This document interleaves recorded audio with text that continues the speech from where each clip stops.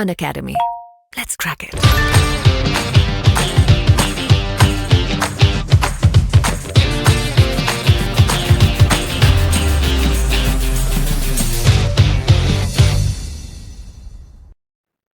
नमस्कार दोस्तों, good morning, जय हिंद, जय भारत। स्वागत है आप सबका आपके अपने परिवार स्टडी कर पर।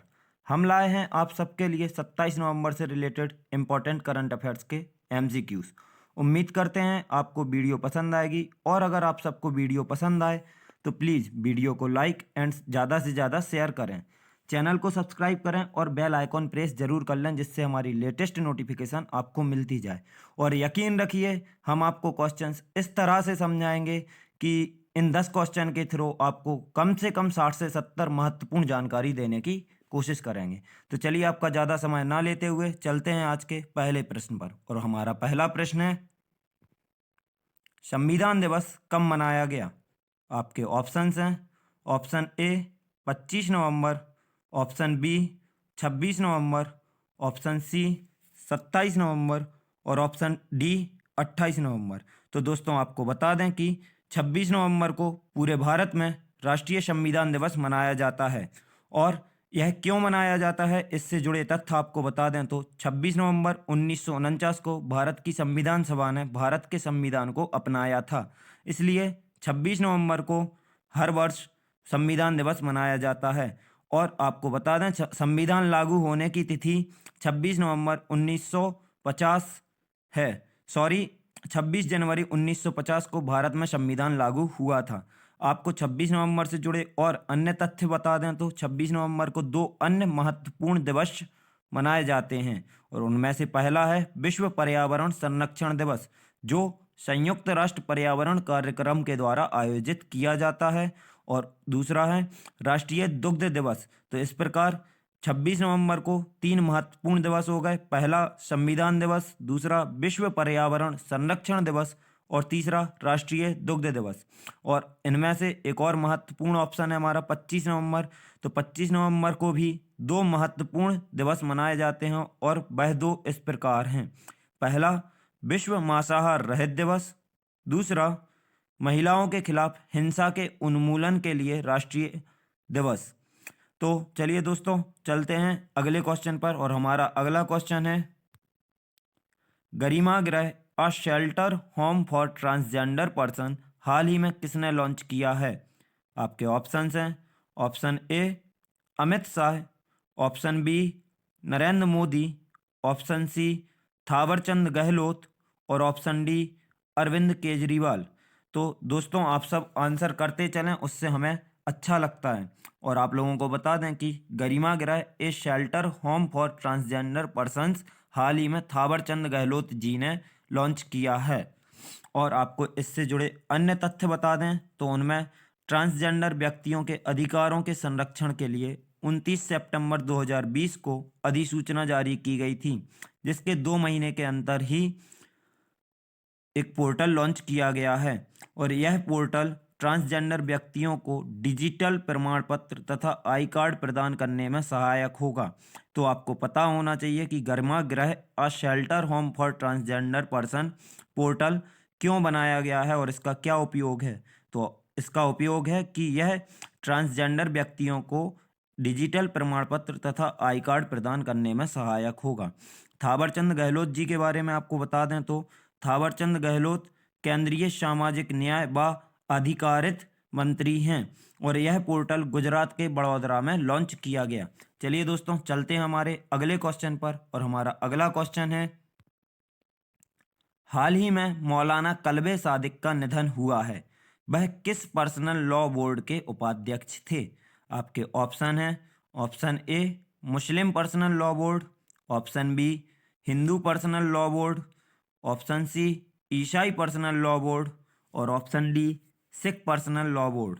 तो आपको बता दें कि मौलाना कल्बे सादिक का निधन हुआ है, जो कि all India Muslim personal law board के उपाध्यक्ष थे।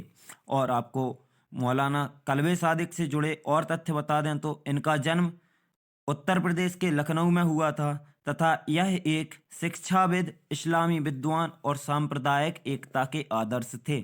आप लोगों को all India Muslim personal law board से संबंधित जानकारी दे दें तो इसका गठन 27 अप्रैल 1972 को हुआ था और इसका हेडक्वार्टर ओखला दिल्ली में है, जिसके महासचिव मौलाना मोहम्मद बली रहमानी हैं और यह एक गैर सरकारी संगठन है। चलिए तो चलते हैं अपने अगले क्वेश्चन पर और हमारा अगला क्वेश्चन है, आईपीपीबी ने किस कंपनी के साथ पीएम जीवन ज्योति योजना लॉन्च की है? आपके ऑप्शंस हैं, option A PNB MetLife India insurance company, option B SBI MetLife Indian insurance company, option C SIDBI MetLife Indian insurance company और ऑप्शन डी सेबी। तो आपको बता दें कि आईपीपीबी मतलब इंडिया पोस्ट पेमेंट बैंक ने हाल ही में पीएम जीवन Jyoti Bima Yojana PNB MetLife India insurance company के साथ लॉन्च की है। आपको आईपीपीबी से रिलेटेड और जानकारी दे दें तो देखते हैं आईपीपीबी क्या है। तो आईपीपीबी का गठन 1 सितंबर 2018 को श्री नरेंद्र मोदी द्वारा लॉन्च किया गया था और आईपीपीबी भारत सरकार के डाक विभाग और संचार मंत्रालय के अधीन एक सार्वजनिक बैंक है। इसका मुख्यालय नई दिल्ली में है और इसके प्रमुख सुरेश सेठी हैं। हम दूसरा भी देख लेते हैं, PNB MetLife India insurance company. तो चलिए एक नज़र डालते हैं PNB MetLife India insurance company पर। इसकी स्थापना 2001 में हुई थी। इसका मुख्यालय मुंबई में है और इसके प्रबंध निदेशक व सीईओ आशीष कुमार श्रीवास्तव हैं। और पीएम जीवन ज्योति योजना जो है वह गरीब और वंचितों को सुरक्षा प्रदान करने के लिए लॉन्च की गई है। चलिए चलते हैं हम अपने अगले क्वेश्चन पर और हमारा अगला क्वेश्चन है, पहले टारपीडो वरुणास्त्र को किस संस्थान द्वारा डिजाइन और विकसित किया गया है? आपके ऑप्शंस हैं, option A DRDO, option B ISRO, option C NASA और ऑप्शन डी स्पेस एक्स। तो आपको बता दें कि पहला टारपीडो वरुणास्त्र डीआरडीओ द्वारा डिजाइन और विकसित किया गया है। आपको बता दें कि वरुणास्त्र क्या है। तो वरुणास्त्र को डीआरडीओ के नौसेना विज्ञान और तकनीकी प्रयोगशाला एनएसटीएल द्वारा डिजाइन और विकसित किया गया है और टारपीडो का निर्माण Bharat dynamics limited BDL Visakhapatnam ने किया है। डीआरडीओ की ओर एक नज़र डालते हैं दोस्तों, तो देखते हैं डीआरडीओ के अध्यक्ष जी सतीश रेड्डी जी हैं और इसका गठन 1958 को हुआ था। इसका मुख्यालय डीआरडीओ का मुख्यालय डीआरडीओ भवन नई दिल्ली में है और इसके लिए उत्तरदायी मंत्री राजनाथ सिंह हैं जो रक्षा मंत्री हैं और डीआरडीओ रक्षा मंत्रालय के अधीन काम करता है। तो चलिए दोस्तों चलते हैं हम अपने अगले क्वेश्चन पर और हमारा अगला क्वेश्चन है, मिशन कोविड सुरक्षा सरकार के किस विभाग ने शुरू किया? आपके ऑप्शंस हैं, ऑप्शन ए स्वास्थ्य विभाग, ऑप्शन बी जैव प्रौद्योगिकी विभाग, ऑप्शन सी पर्यावरण विभाग, ऑप्शन डी मानव विकास विभाग। तो दोस्तों आप सब आंसर करते जाएं और आपको हम बता दें कि मिशन कोविड सुरक्षा सरकार के जैव प्रौद्योगिकी विभाग द्वारा शुरू किया गया है। तो आप लोगों को बता दें कि जैव प्रौद्योगिकी विभाग ने कोविड-19 की रोकथाम के लिए 5-6 संभावित टीके विकसित करने के प्रयासों में तेजी लाने के लिए मिशन कोविड सुरक्षा शुरू किया है। तो मिशन कोविड सुरक्षा क्या है ये आप बता सकते हैं कि कोविड-19 की सुरक्षा के लिए जो 5-6 संभावित टीके विकसित किए जा रहे हैं उनके प्रयासों में तेजी लाने के लिए यह एक प्रयास किया गया है। और आपको जैव प्रौद्योगिकी विभाग के बारे में बता दें तो यह विभाग विज्ञान एवं प्रौद्योगिकी विभाग के अधीन है। इसकी स्थापना 1986 में की गई थी और डीबीटी यानी जैव प्रौद्योगिकी विभाग के मुख्य डॉक्टर हर्षवर्धन हैं जो विज्ञान और प्रौद्योगिकी, पृथ्वी विज्ञान एवं स्वास्थ्य और परिवार कल्याण मंत्री हैं। तो चलिए दोस्तों चलते हैं हम अपने अगले क्वेश्चन पर और हमारा अगला क्वेश्चन है, किस देश के प्रधानमंत्री को नोबेल शांति पुरस्कार 2021 के लिए नामित किया गया है? आपके ऑप्शंस हैं, option A Israel, option B Thailand, option C Saudi Arab और ऑप्शन डी अमेरिका। तो यकीन रखिए दोस्तों, जब साथ है स्टडी कर तो किस बात की है फिक्र। और आप लोग बस हमारा साथ देते जाएं, हम आपको ऐसे ही महत्वपूर्ण प्रश्न लाते रहेंगे और उनसे जुड़ी हर संबंधित डिटेल्स, हर पॉसिबल डिटेल्स आपको देते रहेंगे। तो जल्दी जल्दी आप लोग बताएं कि किस देश के प्रधानमंत्री को नोबेल शांति पुरस्कार 2021 के लिए नामित किया गया है। चलिए दोस्तों, आप लोगों को बता दें कि इजराइल के प्रधानमंत्री को नोबेल शांति पुरस्कार 2021 के लिए नामित किया गया है। आप लोगों को सबसे पहले हम नोबेल पुरस्कार की तरफ नज़र डालते हैं कि इसकी शुरुआत कहाँ हुई थी। तो आपको बताएं कि स्वीडन के वैज्ञानिक अल्फ्रेड नोबेल की याद में 1901 में शुरू किया गया था। मतलब 1900 में इसकी स्थापना हुई थी और 1901 में पहली बार नोबेल पुरस्कार दिया गया था। और शांति के क्षेत्र में पहली बार नोबेल पुरस्कार रेड क्रॉस के संस्थापक हेनरी ड्यूरेंट को दिया गया था। इस पुरस्कार में प्रशस्ति पत्र, अब बहुत से एग्जाम से पूछ लिया जाता है कि नोबेल पुरस्कार में कितनी राशि प्रदान की जाती है। तो आपको बता दें कि नोबेल पुरस्कार में प्रशस्ति पत्र के साथ $10 लाख की राशि भी प्रदान की जाती है। और 2020 में शांति के क्षेत्र में नोबेल पुरस्कार विश्व खाद्य कार्यक्रम को दिया गया। चलिए दोस्तों, हम बाकी अपने ऑप्शंस की तरफ नज़र डालते हैं। तो सबसे पहले देखते हैं इजराइल। तो इजराइल की कैपिटल मतलब राजधानी जेरूशलम है। यहाँ के प्रधानमंत्री बेंजामिन नेतन्याहू हैं और यहाँ के राष्ट्रपति रेवेन रिवलिन हैं। दूसरा ऑप्शन है हमारा थाईलैंड। तो थाईलैंड की तरफ देखते हैं। तो थाईलैंड की राजधानी बैंकॉक है। यहाँ के राजा, यहाँ पर राजाशाही शासन है, तो यहाँ के राजा रामायक्स हैं और यहाँ के प्रधानमंत्री प्रयुत चन ओचा हैं। हमारा तीसरा ऑप्शन है सऊदी अरब। और हम सऊदी अरब की ओर देखें तो यहाँ की राजधानी रियाद है और यहाँ पूर्ण राजाशाही है। तो यहाँ के जो राजा होते हैं उनके पद को बोला जाता है खादिम अल हरमैन शरीफैन। और यहाँ के खादिम अल हरमैन शरीफैन हैं जो हैं वो हैं किंग सलमान बिन अब्दुल अजीज अल साउद हैं।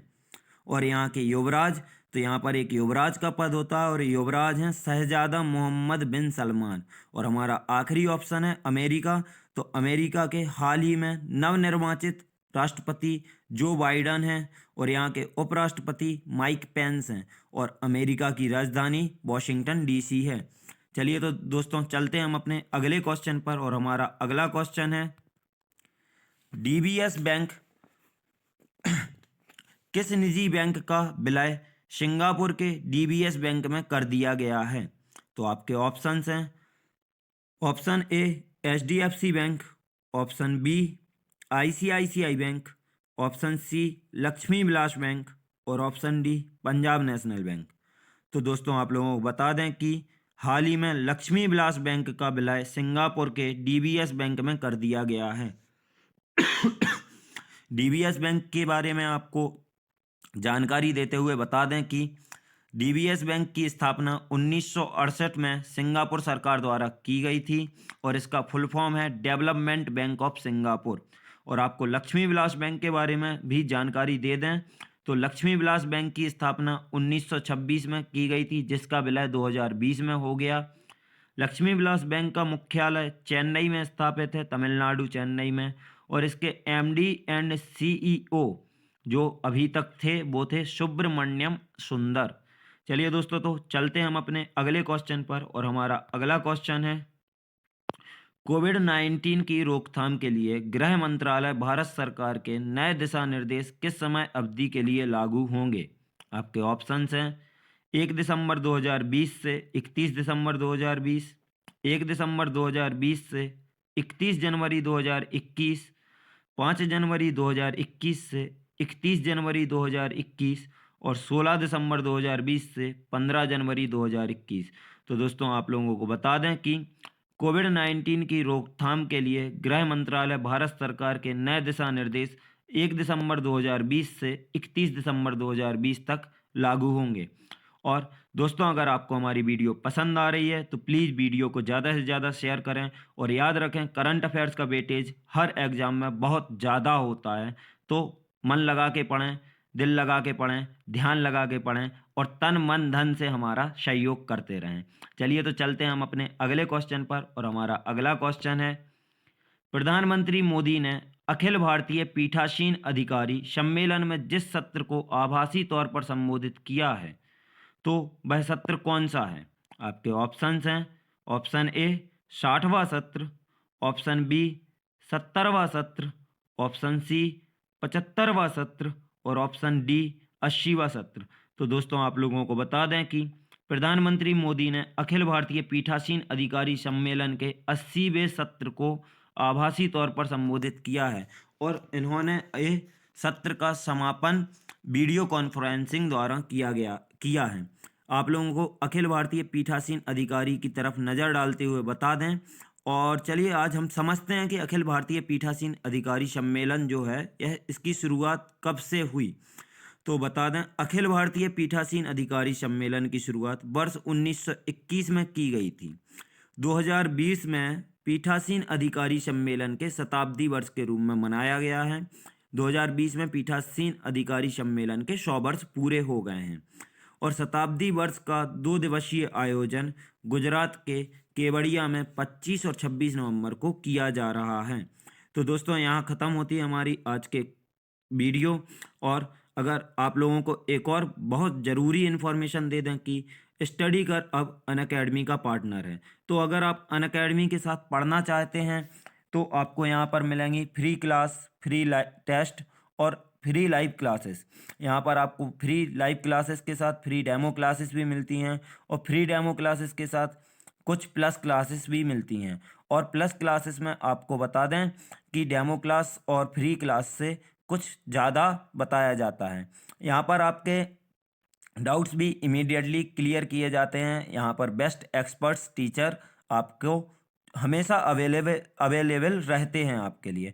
और अगर आप इनका कोई पेड बैच परचेज करना चाहते हैं या एक्टिवेट करना चाहते हैं तो आप हमारा कोड राजा नंबर पर उपयोग करें, और उससे आपको मिलेगा 10% का डिस्काउंट। तो यहाँ पर अभी आप देख सकते हैं कि कैसे रेगुलर बहुत सारे पेड बैचेस चल रहे हैं, और यहाँ चलते ही रहते हैं पेड बैचेस जो पूरी कंपटीशन एग्जाम से संबंधित होते हैं। तो अगर आप इनको ज्वाइन करना चाहते हैं तो आप इनके सब्सक्रिप्शन लेना होगा, और सब्सक्रिप्शन आपको इनके मोबाइल एप्लीकेशन पर मिलेगा, और मोबाइल एप्लीकेशन आपको प्ले स्टोर पर अनअकैडमी नाम से मिल जाएगा। और अगर आप सब्सक्रिप्शन लेते हैं और उसमें हमारा कोड फिर से बताऊंगा राजा नंबर 1 उपयोग करते हैं तो आपको फ्लैट 10% ऑफ मिलेगा। ठीक है दोस्तों, धन्यवाद। जय हिंद, जय भारत। आपका दिन मंगलमय हो।